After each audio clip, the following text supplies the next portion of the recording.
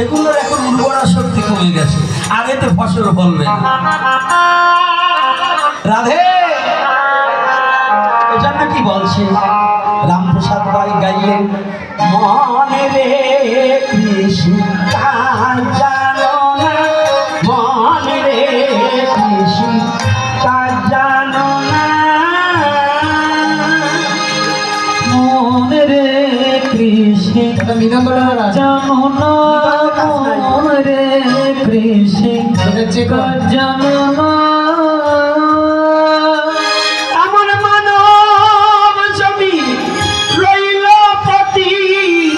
আবাদ করলে ফল তো শোনা, মন মানব জমি রইল পতি, আবাদ করলে ফল তো শোনা, মন মানব জমি রইল পতি, আবাদ করলে ফল তো শোনা, মন রে কৃষ্ণ তা জানো না, মন রে কৃষ্ণ তা জানো না,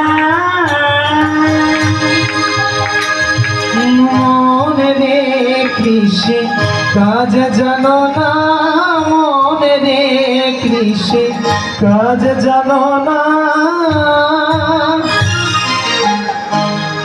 এমন মানব জমিন রইল প্রতি, তাহলে জমিনকে মৃদঙ্গটাকে হ্যাঁ পাচ্ছি না। সনাতন ধর্মে একটা সন্তান পৃথিবীতে আনার থেকে মৃত্যু পর্যন্ত, মৃত্যুর পরেও কোন জন্ম হবে এটা পর্যন্ত তত্ত্ব নিহিত দেওয়া আছে, এটার নাম সনাতন ধর্ম। ভূত ভবিষ্যৎ বর্তমান তিনটা দেশের তত্ত্ব যে ধর্মে আছে সেটার নাম সনাতন ধর্ম।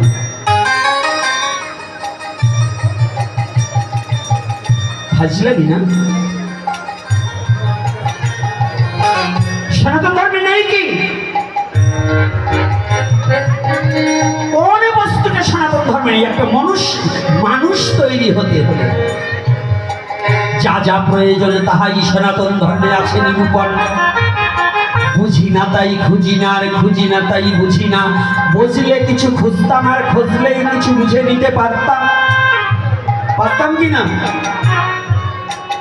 মহারাজ পরীক্ষিত তাকাচ্ছে কার কাছে, মনের জিজ্ঞাসাটা করি, আত্মজিজ্ঞাসাটা। ইতিমধ্যে সর্বত্যাগী যাকে পৃথিবীতে আনার জন্য মা বাবা সাধনা করেছিলেন,